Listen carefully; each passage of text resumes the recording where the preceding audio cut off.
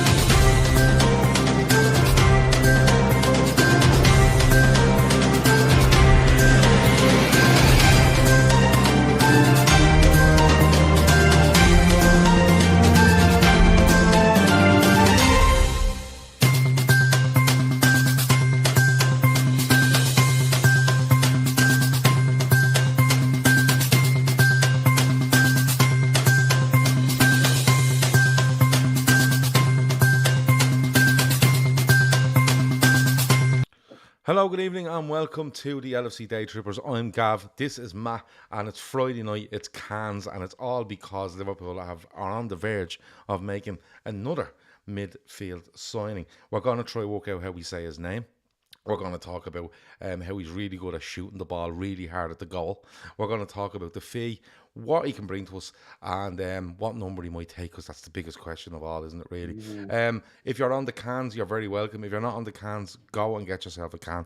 It's Friday night, and Liverpool are spending bags of money, even though we were broke, according to some guy on Sky last night.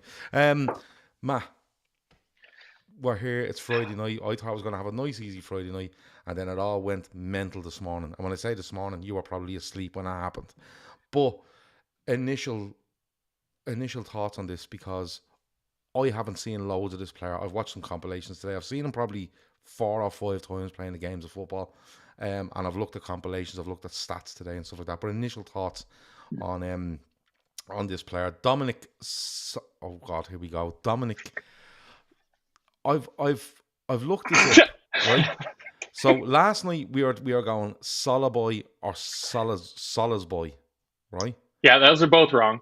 Right. What do you think of this?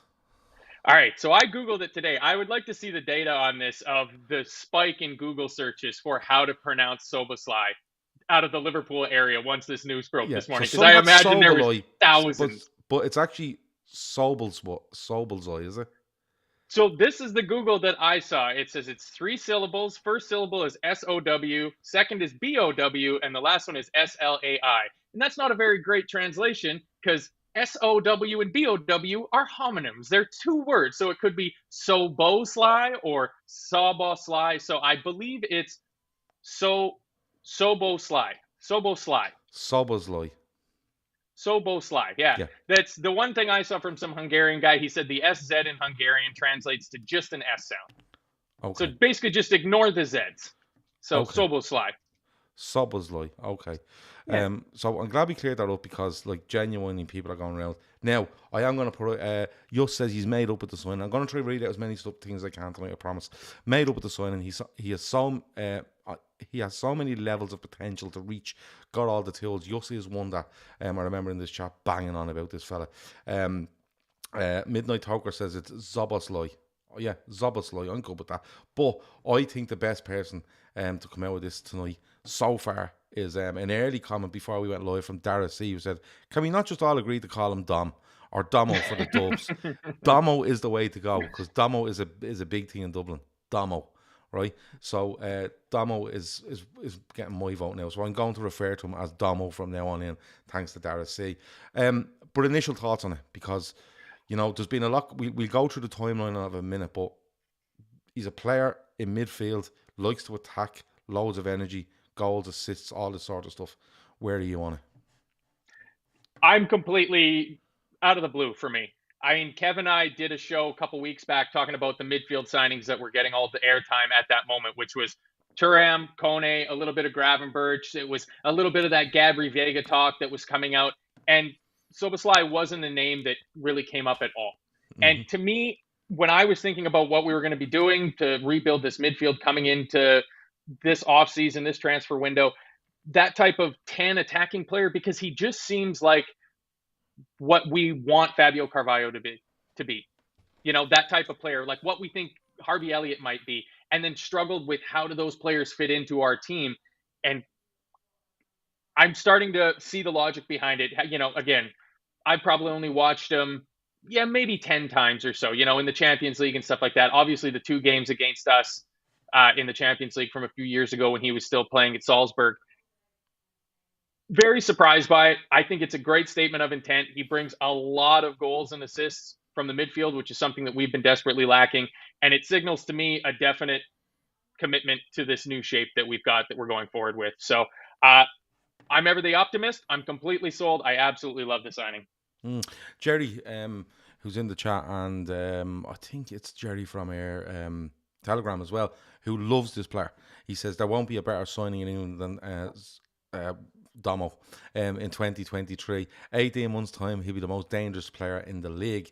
And sorry, Jono has one in there as well. He says, I thought he was nailed on to go to City to be a long-term Kevin De Bruyne replacement. He's that calibre of talent. It's an unreal signing. Just on the timeline of this, because look, the Liverpool fan base, there's a lot of people out there that'll say, and quite right, we haven't looked after this midfield properly in 2 or 3 years, right? We've kind of went through it and kind of, we have this and then they great and stuff like that. And we've done well in the forward positions. We know this. We're probably looking at a bit of a turnover in players, maybe defensively over the next 12 to 18 months and possibly in the next 6 to 8 weeks with one coming in, hopefully. But midfield is the one where we were just relying on the numbers that were there instead of freshening up, identifying problems and probably not being ruthless enough, especially for me last summer in Keita and Ox, where I think they should have went and we should have been going and signing maybe someone like this or a McAllister or wherever it might be. But there's a lot of people out there that have been sceptical and that's absolutely fine. But what the timeline of this, like you said, it kind of popped up maybe 3 or 4 days ago, maybe a little less than that actually, with a couple of journals mentioning this guy's name, and it was a kind of, that's another one. And it felt to me a little bit at the time like, look, they've mentioned Gravenberch, they've mentioned Thuram, Kone, before that Bellingham, and it was just like, this is another name to fill a few columns for the next 48 to 72 hours, and then we'll move on and it'll be somebody else. But this went very, very quickly. Talking Newcastle last January, I think, with regards to this player. And it was like, there's a release clause. The Newcastle and Liverpool will shoot this out. And this is all over the last 24 hours, by the way. Release clause, shoot this out. Then Newcastle apparently dropped the interest as of this morning, because the rumour being is that the player told them, no, I'm not going here. If I'm going, it's Liverpool. Then there was a lot of stuff about the buyout clause of 70 million. That's up at midnight tonight. If it goes past, could Liverpool get it a bit cheaper? Could he go a bit dearer because it's not, or more expensive because there's no limit there? And it looks like Liverpool have activated the 70 million euro buyout clause to just get this done. As much as we've had a go about midfield, and quite rightly so, and you'd be worried where if we got to the end of August and we are still sitting here going, it's only McAllister going in the door. We're sitting on the 3rd of June and we're on the verge of 2 really, really good signings, man. And if you have issues with things at Liverpool, which most of us do in different ways, you can't really have issues with the business that's being done in this short period of time. No, absolutely not, of course. I have a theory that I've built up today while I was at work. So, lots of fresh content dropping, given the news this morning. Like, first off, thank you to the Telegram group. I love waking up in the morning and looking at my phone and seeing that there's 200 missed messages in the transfer rumor group in our Telegram, because that's a great sign that something's actually happened. Then I checked the cricket, and England's absolutely collapsing. It was a wonderful way to start the morning. But I'm going to fill in some blanks from some of the things that I heard listening to different, reporters and podcasts and stuff like that today. I think that Liverpool, when they were negotiating with Leipzig for Fabio Carvalho, I think they called and said, we want to buy this guy. We said, he's not for sale. They said, we want to loan him with an option to buy. I said, no, a straight loan. They went, okay, we'll take him on loan. And Liverpool went, all right, how are you going to use him? Because we've had, we've been stung in the loan market in the past where we've sent players out on loan and it's been detrimental to their career and no good for the club. Where's he going to get his minutes from? You got Szoboszlai that plays in the same position as him. And somebody from Leipzig went, he's got this release clause. We're fully expecting somebody to activate it. And Liverpool went, release clause? much is that release clause? Like, 60 million pounds. And I think that it feels like that's where it's come from. Of it increases, like it makes the signing that much better because it increases the chances of Fabio Carvalho having a good loan spell at Leipzig and him pushing on, and he's still our product. And we get a player like Szoboszlai in. And I mean, you see people there, somebody said that potential De Bruyne replacement they saw him as. And I mean, if you know the names in the chat, if Jono and Jerry are happy with this is a great signing. Yeah. These are some of the biggest Jono, Debbie Downers. Because, well, Jono does say, I'll hold my hands up on last night's show. You done, Gav. I was having a meltdown probably because I was seeing Arsenal doing madness. But that's why I'm a fan of not running a football club too emotional. Jono, listen, I'll tell you, Jono. I value you and everyone else that's in this chat, right? I don't agree with some stuff you say. I do agree with some stuff you say. You're allowed to be emotional. Yeah, like I'll never stop anyone coming on here and being absolutely losing the plot over something because they feel that that's what's happening. All right. My only thing with you, Jono, last night was it was the 29th of June last night.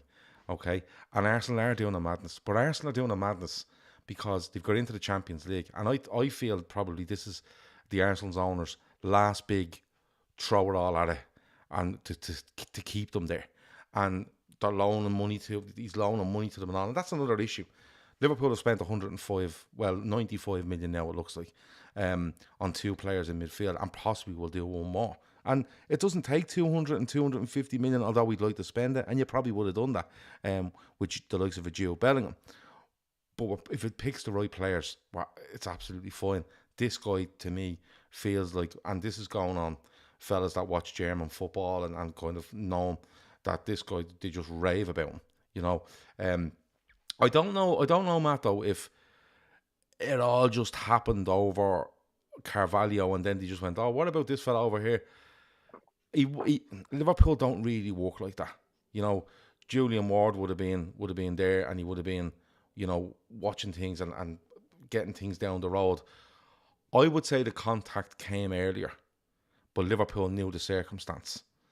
And maybe when the Carvalho deal came around, he went, you know what, it's a bit coincidental, isn't it, that he goes there on loan. I completely get that bit, but maybe they went and said, let that one run and we see where it goes. And then the Newcastle stuff was probably heating up again, and Liverpool went, a bit like the Luis Diaz stuff. Do you remember when Spurs were meant to be in?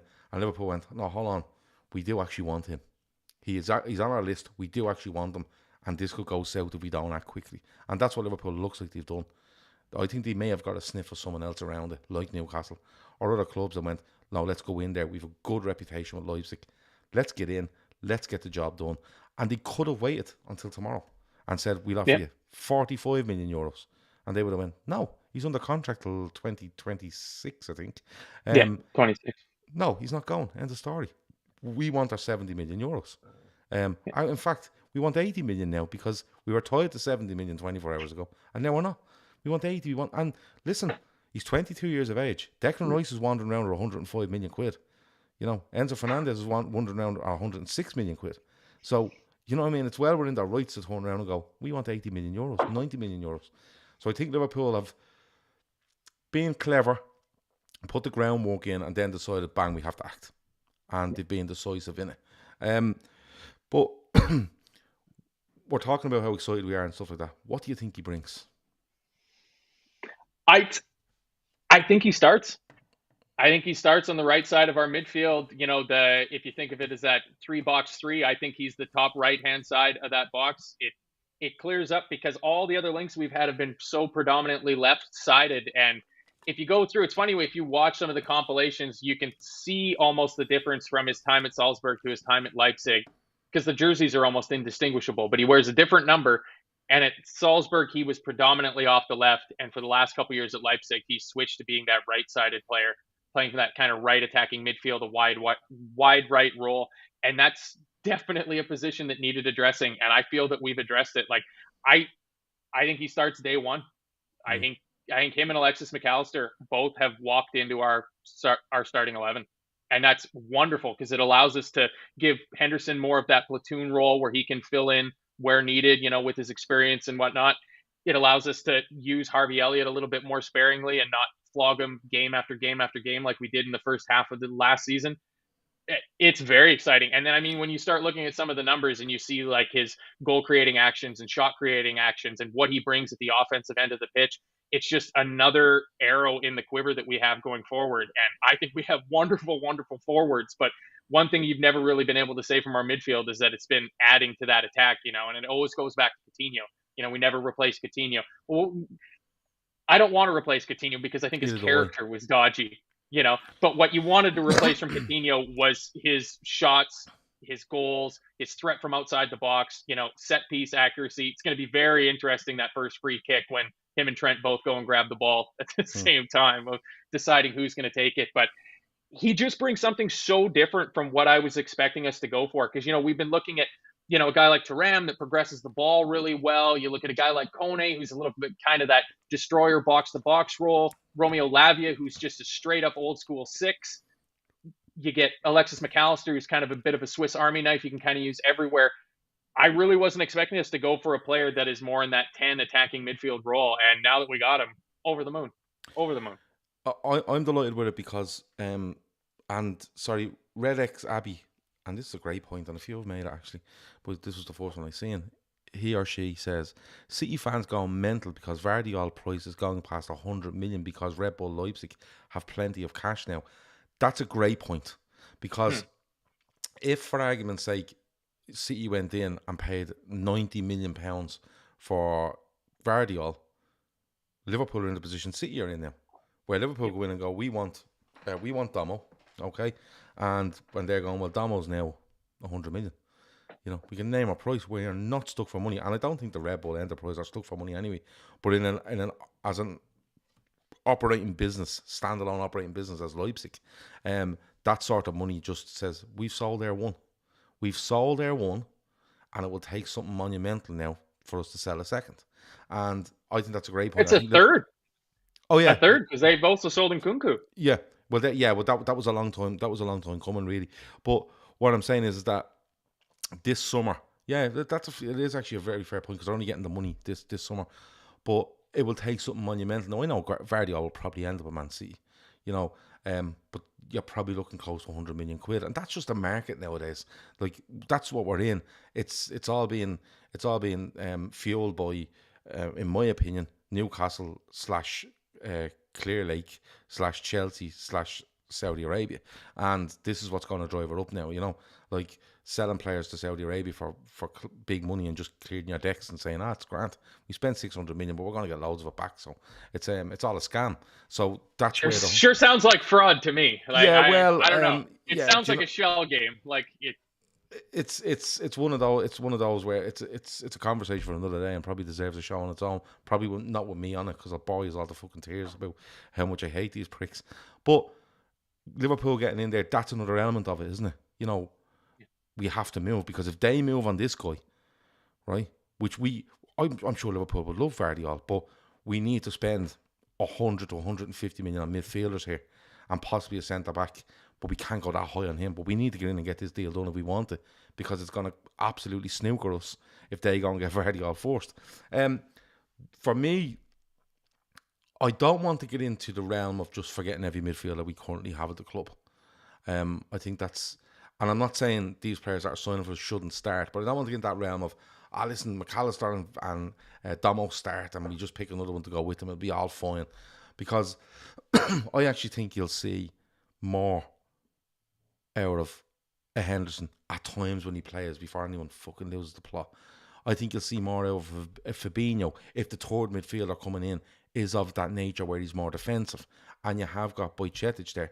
I think you'll see more of a freedom on Thiago, because he knows he has a McAllister there to play. If we know we have a McAllister if Thiago's struggling. I think you'll see more from an Elliott, a Jones. I think, as good as these players are, and if you like them or don't like them, quality and numbers around you pushes players on, gives them rests when they need them. Out of form, we have players. When Henderson, Fabinho, Thiago were out of form, injured, whatever, Elliott, Jones, still very young, Bajcetic only coming in. When these lost form or, legs a little bit, we have nothing there to help them. Nothing there to help them. So they're either being forced to play, which was horrendous to watch, or B, we were playing mismatches of all sorts going on, and it just wasn't working. This adds real quality in McAllister and Domo. It adds real quality. But something struck me last night when we were doing the show. Was it last night? Whatever night we were talking about him. What day is today? Friday. It was Wednesday night. We done the transfer show, and it was something that struck me when they were talking about where he plays, and I just kept thinking of Jordan Henderson at home to Villa on the last day of the season. I'm standing in that ground watching him and working hard, trying his best, blah blah blah blah blah. But every time he got the ball near the box, he didn't know what to do. This fella, I think, can play in that. I think this fella can play in that right. He's 6'2". He's physical. He can get around the pitch, not about it to him. But when he gets in position, he has assists and he has a hammer of a right foot on him. And I think that's where you're going to see it. Where I agree. I think he slots in on that right hand side of a 3, as we call it, but ends up being a 4, and that's where his position is. Also, the versatility. He can play out wide if Salah needs a rest. He can play out there. He can. But like we were talking about, Coutinho pigeonholed himself into a left-sided attacker. That's where he was. This guy seems to be able to play standard midfield at a 10, attacking 8, go out wide, and I think that is probably what drew Liverpool to him most of all, because they love a versatile player. Now I'm against that this summer. I'm against that. Yeah, I'm against that this summer because I want him to go in and go. I don't really want to know if he's all right over here, and he's okay. But I know he's from what I've been speaking to people, he's brilliant in there. He's brilliant in that spot there, and you put him in.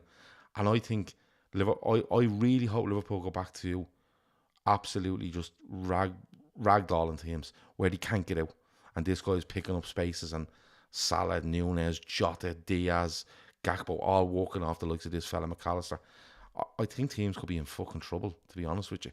If you like, I'm thinking Domo, McAllister, Diaz, Gakpo, Salah with Nunez and Jota to come off a bench, that's a serious 7 players to hold teams. A serious 7 players to hold teams. But do you think other people looking at Liverpool here be going, fuck me, yeah, we knew their weaknesses last year and they're absolutely strengthening them. Do you think opposition fans, opposition teams, managers, wherever it might be, are looking going, oh my God, they're sorting themselves out? Because I think there is a feeling around there that if Liverpool sort themselves out, they're right in the hunt. But it feels like we are sorting ourselves out, man. The clever ones, opposition fans, will be concerned about what we're doing. I think the majority of them, especially the loudest ones you see on social media and whatnot like that, will still be spouting the same old lines about how Trent can't defend and Mo Salah's a one-season wonder, and Virgil's past it and Alisson's constantly making mistakes. And I just don't think it's the case. I did a little looking at Szoboszlai's numbers in comparison to a few other kind of similar midfielders. I look at them compared to Mason Mount, James Maddison, Kai Havertz, Gabri Vega, and Fede Valverde. His numbers don't quite compare with Valverde, and that's because he is an absolute Cadillac. And that's the one downside of this Szoboszlai signing, is that it probably ends if there is even the faintest hope that Liverpool might be able to get Valverde out of Real Madrid. I think we can all put that to bed now, simply because the position's filled and also the money has been spent. But his defensive numbers are much better than I was expecting him to be. Like, he wins 1 tackle a game, which is the same as Mount, more than Maddison, more than Vega, way more than Kai Havertz. Like, he has a fair number of touches in the defensive third. So like, it doesn't seem like a player that's not ever getting back and joining the play. Like, he has almost twice as many touches per game in his defensive penalty area as somebody like James Maddison. That's the type of player you're seeing that's lurking at the center line, just waiting for the defense to do the work so that he can get back towards attacking again. So that to me is very good because, again, he's only 22. He seems like he wants to work with Jurgen Klopp. We've got him in early enough that in theory he should be there hopefully day 1 of spring training camp, which opens up in, a week. So, we can get down to brass tacks and start drilling into him. But to me, just looking at the numbers, like, it doesn't look like the type of guy that it is afraid to come back and put his nose in defensively. Like, good interception numbers out of all those midfielders. He's basically got the best interception numbers out of them. He's got the best blocks numbers. So when you start adding that up together, for players in that sort of attacking midfield, kind of wide midfield forward position, his defensive numbers are surprisingly good. And that's great because we can't have a liability in there. Like, we can't be, for as much as he's an undoubtable upgrade in terms of the offensive side of somebody like Jordan Henderson or even Harvey Elliott, we can't be losing the defensive work that somebody like Jordan Henderson gives you in the team. Because we saw what happened last year when our midfield doesn't have that steel in it, when we're not able to press effectively in that middle third or support the press at the front, we get absolutely walked through and our defense gets exposed horribly and we end up shipping goals in the first 10 minutes of games. So that to me is the biggest positive I got from just coming on and doing a little bit of research before we went live today, was that he's not the number 10 in the way that I picture a James Maddison sort of being, or a Bruno Fernandes that's afraid to come back and get their foot stuck in defensively. Well, we don't play that system. We don't play that kind of 4-2-3-1, where he would stand out as a 10. And we especially don't play if you're going to let Trent wander in and do his thing deep in midfield. But if you're going to let Trent go in and do that, and if you go back and watch, Liverpool finished really strongly in the season, but if you watch some of the games, I think we fall down where the two midfielders ahead of the ball, all right, ahead of a Fabinho and a Trent, just weren't clinical enough. Now, I'm probably being a bit harsh on Jones there because Jones finishes the season really well, gets a couple of goals, improves all the time, and he's been really good at the 21s for England. And the one thing that's been said about him at the 21s is his timing of pass, his, one touch and move. And that's been thrown at Curtis Jones quite a bit, that he loves to get the ball and hold on to it and slow it down a little bit for Liverpool. And Liverpool don't like that. And Liverpool like to get it moving, and hopefully that's working into his game. But I'll go back to Henderson. And no slight on Henderson, because people think when you have a go at Henderson, you just hate him. I don't. I think he's been a brilliant servant for Liverpool. A brilliant captain, both on and off the pitch. And everything he stands for is top drawer. But I do notice Henderson, not that he runs out of ideas, I'm just not sure the ideas are there anyway. He's not built for that. Henderson, from the day he came into Liverpool, was built for strong running, working hard, being in that kind of function in midfield that gets it to our fullbacks and gets to our forwards, and we do the business. Liverpool are trying to evolve a little bit, and part of evolving is the two guys ahead of, whether it's Fabinho or Bajcetic and Trent that comes in, is that these guys are the link. These guys that are not only can supply but are a threat. And I don't think Henderson especially was a threat. I think teams were quite happy for Liverpool to be on the attack and just let Henderson. If Henderson gets it, fine. He's probably going to. Well, what's he going to do? A loopy back post? Well, he's going to clip it to the back post, or he's going to just play it simple out wide. And that's not a slight on Jordan Henderson. Jordan Henderson has spent 10 years of a Liverpool career running himself into the ground. Do you know what I'm saying? This feels a bit different. This feels like, oh fuck, like if this guy gets it, if we don't get close to him, he's absolutely hammering balls at the goal. But he also has an eye for a pass. You can see his assist numbers. I just think it's a really good signing. And like I said earlier, I don't want to go down the route of completely forgetting the midfielders that we have there. But I just think quality, I think, breeds confidence. And I think it breeds competition. And Liverpool lacked that for me last year. They lacked the competition in midfield. They lacked the confidence. They lacked the legs because players were being overplayed. And that's why I want these players in more than anything else. Like Scouser Pete says, we lost 3 midfielders who totaled 1,500 minutes less than one full Alexis McAllister, right? And that's fair enough. You could bring Alexis McAllister and get more minutes out of him than you did out of Milner, Ox and Keita. But you need more on top of that. Because even though McAllister will do loads, the other guys doing loads just don't have it in them anymore. They'll do 30, they'll do 50, 60 minutes for you, but they're not going to do 90 on the constant. Like, Henderson just shouldn't be playing 2 games in 4 days, or indeed 3 games in a week. If you're playing Saturday, Wednesday, Saturday, and Henderson plays on Saturday, he shouldn't be seen on a Wednesday. Again, not a go with him, but that's just the way he is in his career. So, bringing them in, people forget very quickly about Henderson, Elliott, Jones, them 3 in particular. But when you watch Man City, And that's probably the difference between them and Arsenal last season. City will go on a run where they just put 10, 11 results together. And then you'll notice they'll just tweak it, where they'll drop these 2 or 3 players in for a game or two. They'll get through their games, it'll be all fine, and then the boys arrive back in. Whereas Liverpool couldn't do that, and we need to be in the position to do that. I know there's no Champions League, there's still the Europa League thing there, but in the league even, you have to be able to get the game 22, 23 and say, you know what, we need to throw this a little bit for 2 or 3 games, just to get A, B and C a bit of a rest.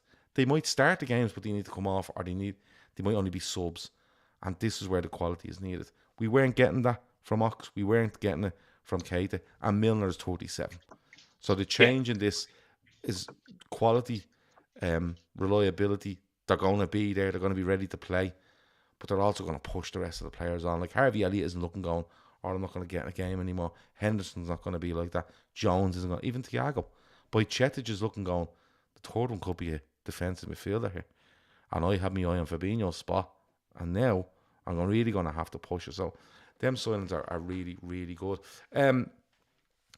30th of June, 2 signings in. I'm going to throw a couple of names at you because Bastoni is getting a few mentions in the chat here. Left side centre back, Inter Milan. Where do you stand on him? It depends on, I guess, the order of our next signings. I think we got at least 2 more coming in. I think we've got another midfielder and a defender for sure need to come in. And if we only get 1 more signing, I hope that it's a defender, because like you had that comment up there about the minutes, and it's something that I said last summer when we were talking about needing another midfielder, and I think the lone voice in the entire Liverpool fandom that was saying, I think we have enough midfielders, because I started to look at the numbers of the players that were there and the number of minutes that they play. And I mean, the number of minutes that Harvey Elliott played more than covered Naby Keita, Alex Oxlade-Chamberlain, more than covered it. And that's not even factoring in the increase in Curtis Jones's numbers from 21-22 to 22-23. Mm-hmm. I have a tough time just presuming. I know some other people have a very easy time just presuming that our players are all going to get injured at some point. I don't like Szoboszlai. You look at him; he had 1 big injury when he moved from Salzburg to Leipzig. He had an adductor injury, which for us should cause a few shivers down the spine, because that's what our second to last Leipzig player that we purchased. Naby Keita was famous for having adductor injuries. You know, he gets a groin problem that he had. But since then, he's missed 1 game. So in the entire time he was at Leipzig, after he got healthy from his adductor injury, where he missed basically a full year, he's missed 1 game through injury. So he seems like a durable player. We went through this when we announced Alexis McAllister. He's got a pretty good injury record on him. If we can just keep these rolling over, like Curtis Jones, pretty good injury record. I don't know if we really need a third midfielder in terms of covering the minutes that need to be played, but I would really like to see one. I would have no issues with either Khéphren Thuram or somebody like Lavia coming in to the team that way. I'm literally sold on Khéphren Thuram. I think like we talk about, and I know I'm going against what I said here, and I want to see Damo as like you're the 8 lads and you're not pricking around on the right or anything.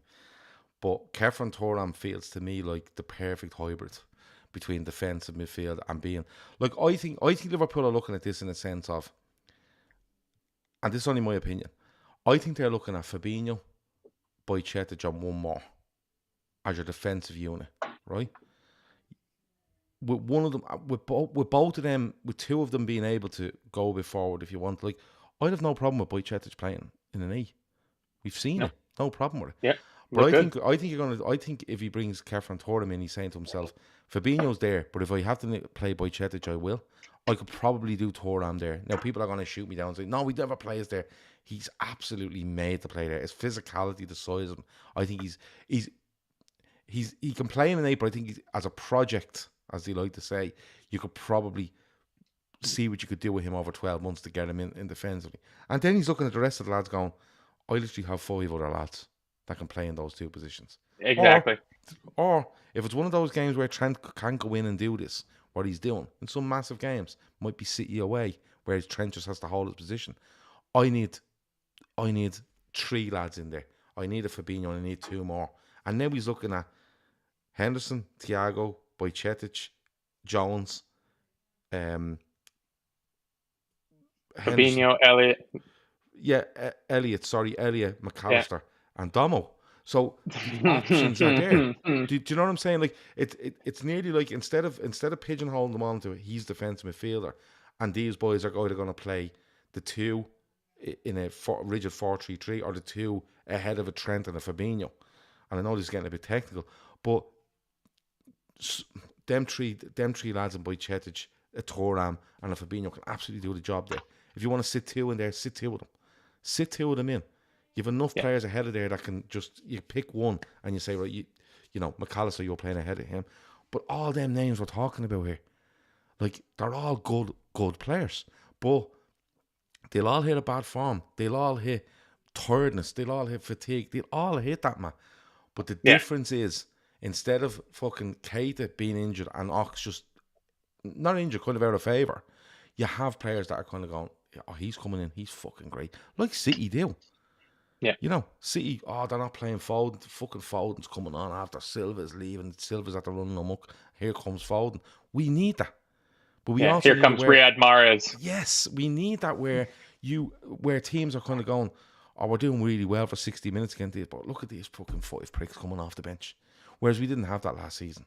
And that's where I feel we need to get to. Throw the comment from Kieran B up there. That's a very good breakdown of what we got. So he says, on the left, we've got Thiago, McAllister, and Jones. On the right, Szoboszlai, Elliott, Henderson, Holding, Fabinho, Thuram, Bajcetic. Yeah. That looks juicy. Yeah. Now, the reason why I brought this up, I kind of lost my point, and I'm happy you jumped in because you brought me back to it, because you asked me about Bastoni. So if we think that there's going to be a third midfield signing, out of all the names that we've mentioned, the one thing that they aren't is homegrown. And I know people don't like hearing about it, but before Szoboszlai signed, we had 2 spots for non-homegrown players. He now takes up 1. We have 1 spot left. So if the third midfielder we're looking at is a guy like Kefren Thuram, Manu Kone, Ryan Gravenberch, they all take up that final spot, which means if we're looking at a defender, we're either talking about a Joel Matip going out. Would Kefren Thuram take it up because he's 20? Is he 21? He's 22. He's 22. Okay, he just turned 22. Yeah, him and Kone both just turned 22.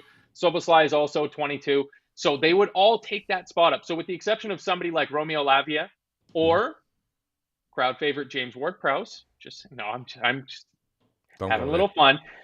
I'm just having a little fun. If we're looking at all of our other options for that third midfielder needing to be registered non-homegrown players, that really handcuffs us for what we're going to do at the back. Because you're either looking at a Mark Gahey, a Levi Colwell, Max Kilman, Nathan Collins. Stop. Running through your list. Colwell, I think it was Paul Giovanni said in the chat, and I'm just going to double check because I don't want to. Yes, I'm going to put it back up here because I did have it up and then I found something else. Talk that Colwell is the wanted centre back. Love it. So that's where they're going to fill their homegrown spot. Yeah. With Levi Colwell. That feels like that could be an expensive signing though. That feels to me like if you do Thuram at 35 million, you're having to launch another 50 million at Chelsea. That's what it feels like. Because I think Brighton have had, I want to say, a £35 million bid thrown down for him. Someone in the chat. It was a bit derisory. They threw in a real low ball offer. He's on loan there. He hasn't done anything at Chelsea. He's on loan. He does really well at Brighton. I don't know what age he is, but it's £35 million for a player at Chelsea going to use. They have Badiashile, they have Fofana. Now I know they're cleared now a lot of players. Does he come back in? Does he get in favour? I'm not too sure. Sam doesn't feel that Colwell will happen. Oshim says surely Colwell is under 21. I'm not too sure, but that solves the problem anyway. Yeah. Because you can bring in your midfielder and then you're not going, we bring in a Bastoni where I'm stuck here. Do you know what I mean? And like as Shawnee said to me the other night, every other team you don't hear about this fucking homegrown thing. They find a way around it. But I think the way around it is buying players under 22. And that's how you do your business. The issue, Kev says the issues with Chelsea is that they sell to us or look to use them in a make weight to get Caicedo. I have a feeling that Caicedo to Chelsea is done. It's just very, very quiet on him. You know, he won't be joining Liverpool, unfortunately, unless we go absolutely insane and sign him as well. Completely crazy. Heads War fall off chest. when we don't spend money. Heads will fall off if we went and done that. Well, if you think Liverpool was broke coming into the window, if we spend 250 million pounds, we're definitely broke at the end of the window. Definitely, the relieving officer's being rang to see if he's had. Give us a few quid for the phone. Who's that? bills. Phil Babb will be coming around and repossessing John Henry's car. No, who is that? Ruddock? Oh yeah, Ruddock. Yeah. Barry Devaney says he turned down a £40 million bid. Did he not? I think you could be right. 35, 40. Escapado says, isn't Caldwell playing in the Euro? England under 21 Euros. They don't have to be 21 though. There's 22-year-olds and all playing in that. I don't know what way that works. It seems like it's mostly 22-year-olds. Yeah, it's obviously to do with the year you're born. You know, it's obviously to do with the year you're born. I remember these tournaments 8 years ago. You used to be able to have 3 players whatever age you wanted it. You know, the sort of way. The Olympics, wasn't it? Was it like the Olympics? Yeah, the Olympics I think still does that where you're allowed. You have to be all under 23, but you can have 4 players like Romario and all was playing there for the crack. For Brazil. Scouts or P Fields, Mark Guy, he is an option at centre half, but I think wasn't someone quoting about 50 million quid for him? I don't think that's bad. I think that's decent business, but I think if you're going to do that, I think you got to get that defender done before you do that third midfielder. Because if you bring in a third midfielder and everyone knows you need a centre back. Everybody knows that you need that. Not only that you need that center half, but you need them to be homegrown. That they can just take that English tax and just crank it up that little bit more. And I want to see that done early, but I don't know. I still have faith in Virgil coming back and maybe not finding his peak of 18, 19, 20 levels, but getting to be that reliable defender because of what's in front of him. It will just be that much more solid and what he was used to before, where they're not, like I said earlier, being so exposed because teams are just 2 passes walking through our entire front 6 players. Yeah, but you see 5v4. But this is what it all comes back to, right? Yes, there was teams winning the ball like literally 10 yards outside the box, making 2 passes, and they're running their air back 4, right? And if you actually look at the goals, we can see it. It's not that the defenders do an awful lot wrong. They're just outnumbered, and they're kind of going, "Where do I go here?" Well, we flooded. Yeah, what are you supposed to do if you're in a no-win situation? Well, that's the thing. Looks like the wrong decision. And it's not like you're playing against pub players here. These are Premier League players that you're running at them. They put it out wide. They get a ball in the box. They're good strikers. They'll score. Whereas Liverpool used to be, you're not winning that ball in the edge of your box. We are. And if you win it, we're going to absolutely hound you into a hurried pass up the pitch. I keep saying it over and over. Like a broken record. We'll hound you until we get it. And if you manage to kick her up the pitch, it's probably being thrown above head height or lashed too far. And Gomez, Matip and Virgil van Dijk will just mop that up. Give it to Alisson, give it to one of each other and just play away again. And that's what Liverpool need to get back to. Probably in a different sense where it'll be Trent getting the ball back off Virgil in the middle of the park instead of being out wide. And it'll be guys that are much more attacking orientated in the middle of the park, like in those 2 forward 8s or whatever you would call them, than the likes of a Henderson or even a Thiago, because I think Thiago's a really good hard worker behind the absolute brilliance of him on the ball. But I just want to be in next season where Thiago's injured, it's fine. McAllister and Jones are fine. Henderson's not playing well, it's fucking grand. We have Bojcetic, we have a Thuram, or we have a Damo. So Fabinho's injured, it's fine. We have these 2 lads here. Fabinho's absolutely flying, but he's a bit tired. Fine, 2 games out, bring this guy in. Instead of it just getting very stale and predictable and easy to play against us. I want teams to turn up and go, this is going to be fucking hard. And by the way, on 60, it's going to get even harder because these are going to make changes. And there's no drop in quality, there's no drop of intensity, and they're actually going to want to kill you. And you know what has an effect on that as well too, because we saw it last season, was just having that extra forward fit again.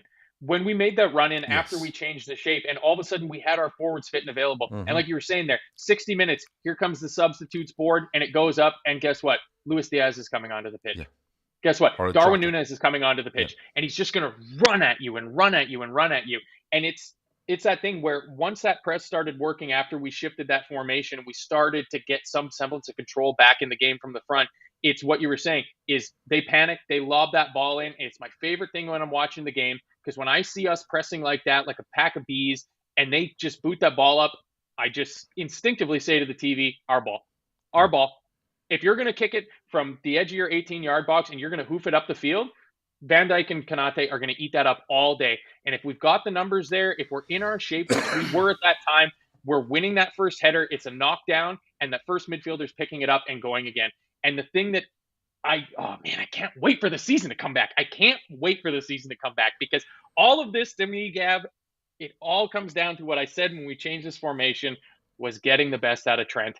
And I think, like, I've been thinking about it today, a right side of Trent Alexander-Arnold, Dominik Szoboszlai, and Mo Salah sounds very, very good to me. Like it all helps the team.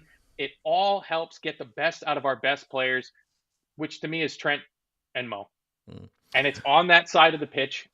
It's brilliant. But no, to go back again to your original question, Bastoni, not for me. He can go to Spurs. That just screams Spurs all over it. I didn't think he pulled up a ton of trees. It's the same as who's the other guy that was at Inter for years? Skriniar, that was linked away. It seemed like every window. He's going to go, oh, he's so good. He's so good. I think it's just a veneer that playing for Inter gives to some of these defenders. Like we're all thinking there's still Walter Samuel or something like that. He's decent. He's a Spurs level. I just don't think he solves our problems. So it's the whole left hand side of the thing, and I think Cape is being mentioned quite a lot in our Telegram group, and I get the sense behind. Well, I get the sense in that because I think Cape can play a left side of 3 centre halves if he wanted to, and what I mean by that is if you didn't want to play Robertson, you could play him as your fullback, but he's basically the third centre half. Well, that's the other option to solve the homegrown issue if there's going to be one. Is you bring in somebody like, and Kev O'Sullivan, the comment you've got up on the screen there, Gonzalo Inacio from Sporting. Yeah. He's under 21, so he doesn't need to be registered, but he plays that left center half, fill-in deputy left fullback role. Yeah. The only thing is, I've heard 2 reports on him. Sell Costas. That's the option, but apparently the word on Simicast that he's not leaving Liverpool. He's quite happy, and Liverpool are quite happy with him. Yeah, that came from Courtney Neary's YouTube channel. Don't worry about that. That's just that. No. It wasn't because I know Courtney does love Costa Simicast. She does. From that, she probably made them say it, and in the hope because she'd be absolutely devastated if Liverpool lose Costa Simicast. And I know this because we with the last time we were over there, we spent a lot of the weekend with Courtney having a great time, drinking in lots of pubs in Liverpool, and she just adores Costa Simicast. Anfield Roar says, Damo is a lovely signing, fantastic business. We all needed this as fans. Yeah, we probably need 2 more. And my only advice to people is, and I've said it before, I'll say it again. If we get to the end of August and we're sitting here with only these 2 players, I'll be the first one to be given out. But don't panic. And I get, if you look at history and stuff like that, this is different. This isn't where we just stood still and went, we've all these players and they're grand. We've lost 3 players. Whether they were on the pitch or off the pitch, we've lost them. So we've lost the ability to ever change anything if something goes wrong. We need to get that back. And by doing that, you need to sign, in my opinion, 3 midfielders. The centre half, yes, it should probably happen as well. Interesting one in the chat, and I'm gonna try to get up because I like to give these people that credit. Jono says Darwin is one of the big winners for McAllister and Domo coming in. It's an interesting question. Who do you think the biggest winners are in all this with those players coming in? Maybe more to come, but just in sense of where they play, what they bring to things, who do you think are the biggest winners around them? I like that idea of Darwin being a big winner. I mean, another thing that Szoboszlai offers is he likes to put a cross in. And if you see, from watching his YouTube compilations and stuff like that, he's got a pretty deadly dead ball delivery. But if he can do that from open play as well, too, I don't think Darwin's going to be a starter. I think the biggest winner from all this is probably Mo Salah.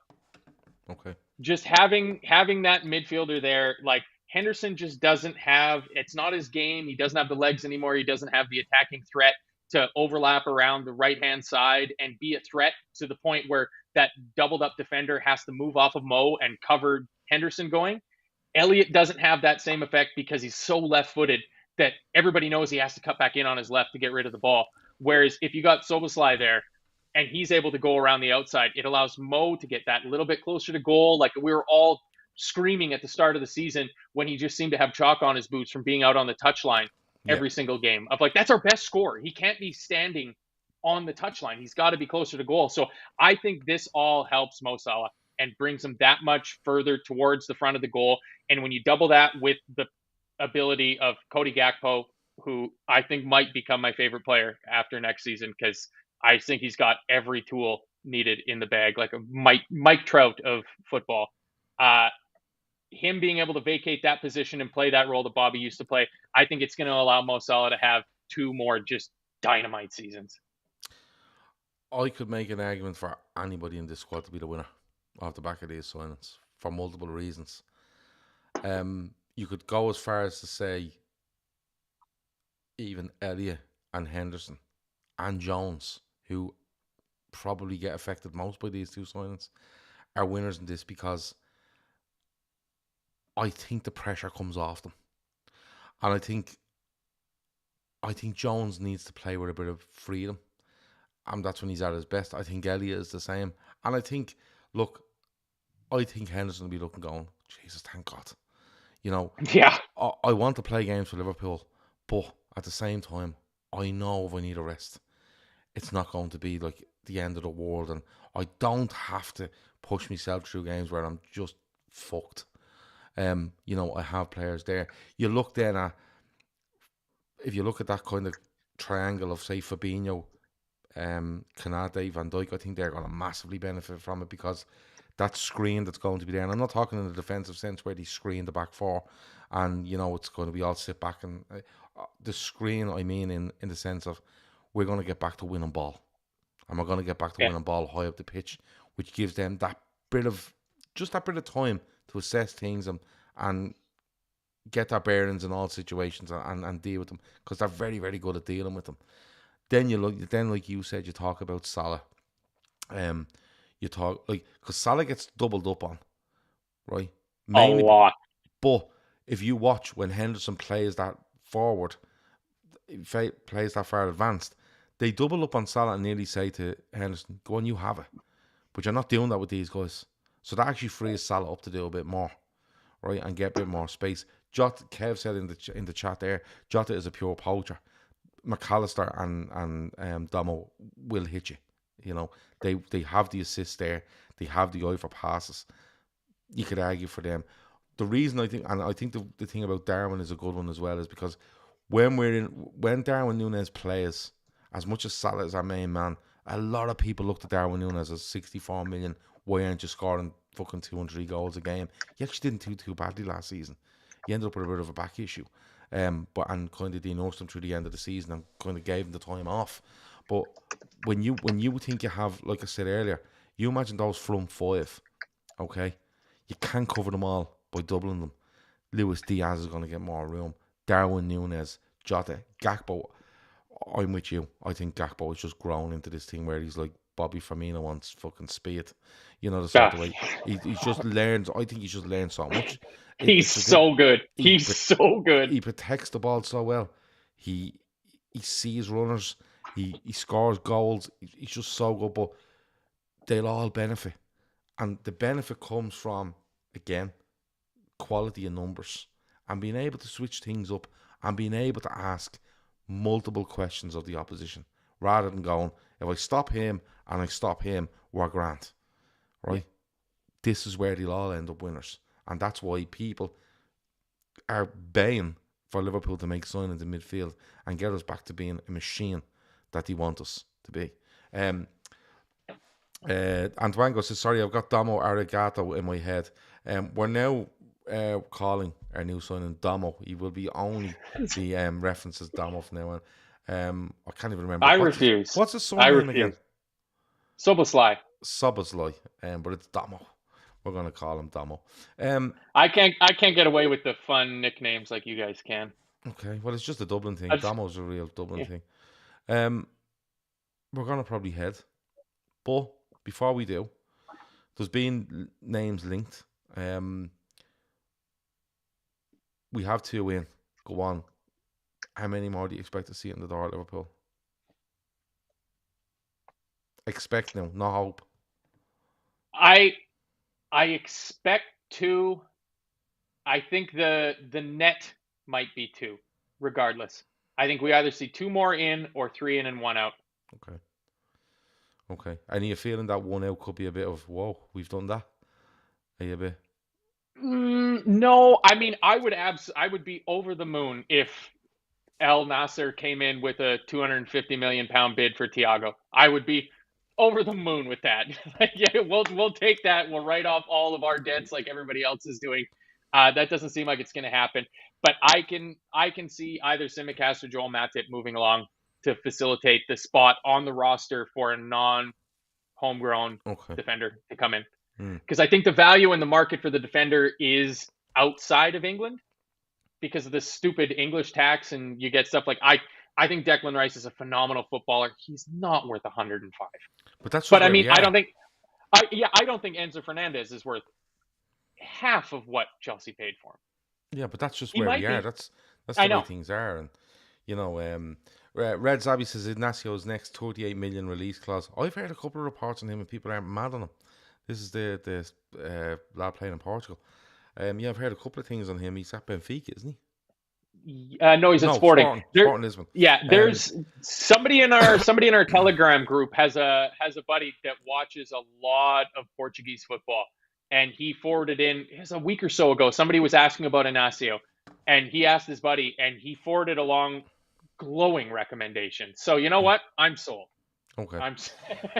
I just think we need to get that other one in, but I think for it to happen, I think we're gonna either need to spend a ton of money, which is far less likely, or see one of our more fringe defenders. But the thing about the centre half issue is, right, if you have Van Dijk and you have Konate down as your first pair, okay, and then you have Gomez and Matip, both who predominantly like to play on the right hand side, so. Yep. You're looking at a left-hand sided centre-back, really. If you're going to get rid of, say Matip goes, and you're deciding, right, Konate and Gomez are going to be that side, I'm bringing in a left-hand sided player. But the problem you have there is that I think the next centre-back signing has to be someone that it's not just there for the sake of being there. They have to be there where you look and go in a year's time. They're pushing to be in this side. And that's where the problem with centre-half comes. Unless, and this is the other option, is you can pick up a guy like, let's say, for sake of argument, because I know nothing about the player. Let's say you pick up a guy like Hincapié or Gonzalo Inácio, and you use them for a year or two and you sell them. Because it might just be, and it was something I said to Kev when we did our midfield transfer show a couple of weeks ago, is to me, I feel that Liverpool looked at the potential midfielder market last summer when the vast majority of fans were saying we need to sign a midfielder, and they went, there's 3 names. There's 3 names that we think are dead certs. You know, Valverde, Tchouaméni, Bellingham. We can't get any of them, so we'll keep our powder dry. And they waited until another year had gone by, and they watched players like Thuram. They watched Gravenberch. They watched, obviously, Szoboszlai, and went, they're worth it now. And they're just like, it's better to pay that little bit more to make sure that player is going to work out, as opposed to buying the 18-year-old for 25 or 30 million that doesn't pan out at all, and doing that multiple times. It seems that we take a slightly different approach. So instead of being like Man City and signing a guy like Kakai or whatever his name was, that they signed at 16 from Brazil for, a ridiculous amount of money, with just fingers crossed that hopefully he's the next 250 million pound player. And if he's not, who cares? Because we've got infinity dollars. That we have to wait for these players to get to that, like the stat you're starting to hear of, not just the age range or the price range, but the number of games played that Liverpool likes to look for in the players that they sign. That you've done it again and again, because it was the one thing with the Gabri Vega talk when it was kind of all the rage 2 weeks ago, was he's only done it for 1 season. So is he that good as a player? Is he exploding onto the world stage at this moment, or is it a one-off? Is it an anomaly? And more often than not, it seems like it's an anomaly with the Yeah, majority but of players. They have one good season and they disappear. But he seems to me, funny enough, Garby Vega, he seems to me more like a Spurs or a Man City signing than a Liverpool signing. And what I mean by that is that, like you said, he's done it for one season. Spurs are the sort of team that take him and hope he explodes. Yeah. Or City are the sort that go, we're not bothered if you're not good for the first year. We believe in you. Exactly. We have the numbers here, and we'll deal with this in 12 months' time. A bit like Calvin Phillips, which hasn't really worked, but a bit like Jack Grealish, actually. That he just let him wander through for the year, and then he's been really fucking good, Jack Grealish. He's just an arsehole. But whereas Liverpool kind of need players where we need to know you're going to do this. And McAllister and Szoboszlai feel like those. They've done it. They feel like that. They just feel a more comfortable fit for Liverpool. We're probably going to leave it there. I really enjoyed that. About an hour. Yeah, bang on an hour. We're really good at this timekeeping stuff now. Get in, get out. Yeah, look, there's 500 odd people watching. Hit the like button. If we can get over 200 likes for a Friday night show, drinking cans, talking about a new signing, that'd be sound. It was like somebody in one of the YouTube comments said the other day, I can't get over the fact that these lads only have 13,000 subscribers when there's other idiots out there at 100,000 plus. A, we don't give a bollocks, really. Right? Joke's on you. And B, the only way to help us, if ever get there, if it happens, is to like, subscribe, comment, turn on your bell notification, share it to people. You know what I mean? And that's how it works. You know what I mean? We are not going to come on here and tell you that we know everything about transfers. We are not going to tell you we're experts in football, because we're not. We're lads sitting around drinking cans talking about football. You couldn't be further from it. You know what I mean? Like, we're the sort of lads that talk about football 1 minute and the next we're showing each other videos that are so childish, but we're laughing at them. Do you know what I mean? Like, but look, hit the like button, subscribe, comment, turn on the bell. But like I said, we aren't gonna pretend to be experts. We aren't gonna fucking ram our opinions down your throat. We want to hear from you. Like, there's loads of comments in there. I've put loads on the screen. I've read so many out. We're not gonna pretend we know everything about transfers. We don't, right? We don't know everything about transfers, ins and outs of them. Nobody fucking I know does. nothing. So we're not gonna pretend to. We're just gonna bring you show after show where we're honest, we're passionate, we want to hear your opinion, and we'll go from there. We're doing our best throughout the summer to bring you as much content as we possibly can. It's gone really well so far, I think. And when the season gets going again, we'll throw you as much as we possibly can for the season. We will be as committed as we have been over the last couple of years, even more so probably going into this season. And we'll have a nice time together. We'll drink cans, we'll row, we'll argue, we'll laugh. Don't cry, you know what I mean? Don't cry, because I only use jokes as a defense mechanism then, when sad things happen. I'm no good at funerals. But we're going to enjoy the rest of the summer. We're going to enjoy the league season that Liverpool are approaching, and with signings like we've seen on the way, hopefully, with Domo and the signing of McAllister, and maybe more to come, Liverpool hopefully look like they're going to be back to being Liverpool. Matt, anything else before we go? Yeah, I've got a can-related question for you. Have I committed a cardinal sin by going for one of these? First of all, it looks like a can from the 80s. That fucking thing on the front of the Guinness. Yes, the old toucan, eh? Yeah, the old toucan and the Guinness. That kind of faded out, I feel, in Ireland a long time ago. But it was an old thing. The blonde, is that have I committed a cultural faux pas? I don't know. Didn't Guinness bring out nearly a lager about 15 years ago? Yeah, that's this. And it was just fuck. Calvin is on drugs. I think it's quite good. Calvin is on drugs because he says Mayo for Sam. Sam Maguire, the GAA thing. Relax there, Calvin. You do this yourselves every year. No, drink what you want. If you're happy drinking it, drink it. That's good. I was on the Malibu and Lucas heads last week. This O'Hara's, it's no Guinness. No, O'Hara's, no. Emmett says we are experts in crisp sandwiches. That's the only thing we're experts in. A couple of things: cans and crisp sandwiches. All right, we are fucking experts in them. Lazo says Guinness Blonde is horrible, So yeah, knock them on the head.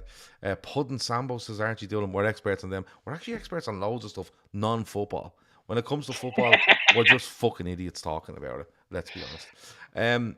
That has been No Transfer Knowledge on a Friday night with me and Matt drinking cans, talking about Dominik tomorrow. Szoboszlai.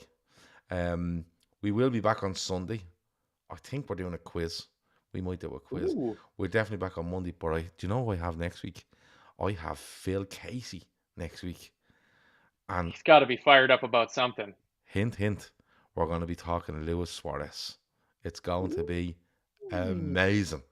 Phil has also threatened to turn up in that show dressed as Brian Robson in a pair of Middlesbrough shorts, a Middlesbrough jersey, and a blazer. So does that mean you're coming dressed as Venables? No. I haven't got the fucking time to be messing like Phil. You know what I mean? I'm not as weird as him. Let me see who's in there. Trevor Vella says batch bread. We're experts on batch bread. By the way, Trevor Vella, I want to give him a mention. He has started his own little podcast called This Is Football AFC, where he's covering his own local team in Dunboyne in County. Is Dublin Meath? I don't fucking know where Dunboyne is. Yeah, County Meath. And I'm going to join him on it next week. So if any of you want to listen to This Is Football AFC, they are talking about the local football team, but they're also talking about wider aspects of football. I'm going on there next week to talk about Saudi Arabia, Newcastle, Chelsea, Clear Lake, and Brendan Rodgers. So make sure you tune in and watch that. I love that Rodgers gets lumped in there. I'm only going on if you talk about Brendan Rodgers. Well, big you up to had Trevor. a thread of thought of this is all connected, and also fuck Brendan Rodgers. Yeah, I had to get Brendan Rodgers in because I know the lad that does the podcast with him is a huge Celtic fan. So this could go badly wrong, and there may be points involved as well. So Jesus, anything could happen. But sorry, the last thing. Link in description for our charity. 3,000 away from our 20,000 target for breast cancer research for the 12 women running the Dublin Marathon in October/November. And look, they've worked their arses off to get to this 17,000. So have I. So have the lads at the Trippers with the golf day and promoting stuff. They've absolutely worked themselves to the bone. So if you can help us out, the link is in the description. Donate if you can. If not, copy it, share it, print it out, bring it into work, stick it in the canteen, tell people about it, and we'll smash this 3 grand over. And then we get to 20, and the girls can go off and run that marathon, and it's safe in the knowledge that the money that he wanted to raise has been raised. Trevor Vella confirms it is in mid. Trevor, listen, come here. I don't know. I'm brutal when it comes to geography. Well, speaking of that, you want to do something else? Go on then. Do I have your permission to put together a general knowledge quiz to present to the masses? Hold on a minute. You put together a quiz once, and it was like, tell me how many touches fucking Alexis McAllister had in the box in the season 2021-22. I gave you options. Over it. I gave you multiple choice. No.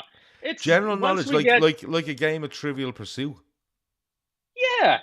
Yeah, go on then.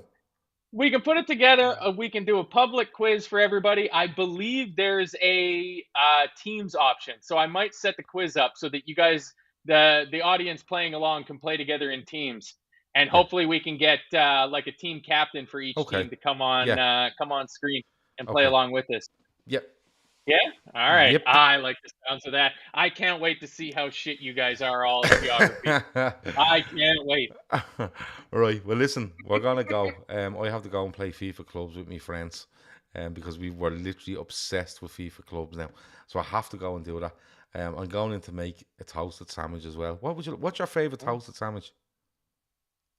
It's hard to beat a BLT if you're having a toasted sandwich. Yeah, but tomatoes are like the work of the devil.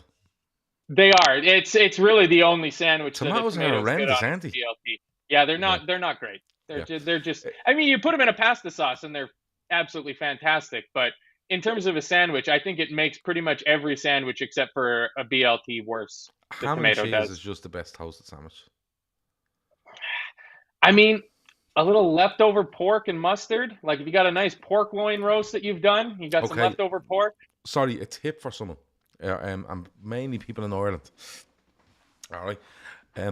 people in Ireland know Eddie Rockets. Eddie Rockets is a fast food joint. You know, you go in, you put your little coin in the slot, and you can play all the 50s, 60s music. It's one of those kind of diner places, right? Okay. And basically, you can buy the Eddie Rockets secret sauce now, okay, which is incredible, okay? So anyone out there from Ireland, and this is a mad tangent, but my daughter done this the other day. Brennan's white bread, which is by far the best white bread in the world, right? Brennan's white bread, okay? Eddie Rocket's secret sauce, okay? A nice ham and just some grated cheese. Put the sandwich together, stick it in the toaster or stick it in your sandwich maker. It's fucking incredible. So check that out, courtesy of my 10-year-old daughter, who was like, Dad, you want to check this out? It's unbelievable. So we're leaving her at that. Ham, cheese and onions, says Kev. Yeah, but who's chopping up onions when you're trying to make a toasted sandwich? Like, you're doing it at 11 o'clock. Wait, raw onions? Yeah. Who's eating raw onions? Yeah. MC says, where can you get it, Gav? Dunn's stores do it. And Emma Cameron says, Eddie Rocket's sauce is the dog's bollocks. Well, he says it's something different, but I just know it's the dog's bollocks. You're not supposed to toast lettuce, Matt, says Mike McCardle. Do what you want. You don't toast the lettuce, you toast the bread. Yeah. Jerry 10 says, soda bread, real butter, and Kilmead cheese. That's a show. That's an absolute show. But listen, we're getting out of here. We're losing subscribers, bell icons, likes, comments, and by the bucket load, because me and you've gone off on a tangent about food. But they've all gone off to donate to the ladies' charity cause, so that's okay. Well, I'd hope so, because we always say, don't give us super chats, give the money to the ladies. That's right. There's no paywall. No. Find me better Liverpool fan-generated content that is not behind a paywall. I dare you. There is no such thing. There's not. It's the best chat going. There's no paywall. All we ask is that you support the charities, and I don't think it's too much to ask. And we send at least half you off every evening going, oh, fuck me, I'd love a toasted ham and cheese sandwich. So there you go. See, I went off and tried to learn Romanian the other night. So MC is all over it. He says a toasty and a cup of Rosie Lee, cup of tea. Yes, absolutely. Look, we're sorry, 2 people don't like the show now because we started talking about food. One of those is my wife. Yeah, I'd say it's probably my wife as well upstairs going, would he ever shut the fuck up? Anyway, that has been no transfer knowledge from the LFC Daytrippers. We're not on tomorrow, and we don't even care if the fella signs tomorrow. We've done our show. It's Canada Day. Nobody works tomorrow. All right, well, no one's working birthday. tomorrow because, well, I might sit around the house tomorrow when my wife says, are you going to do this? And I'm going to go, no, sorry, Canada Day. You'll be watching the cricket like everybody else can. I won't be watching the cricket. I hope Australia win this in 3 and we don't have to listen to any more of it. 3 people don't like the show now, so it's all happening. But we don't care. We don't care. We're on the cans. That's it. Talk to you in a bit. Over and out. Bye.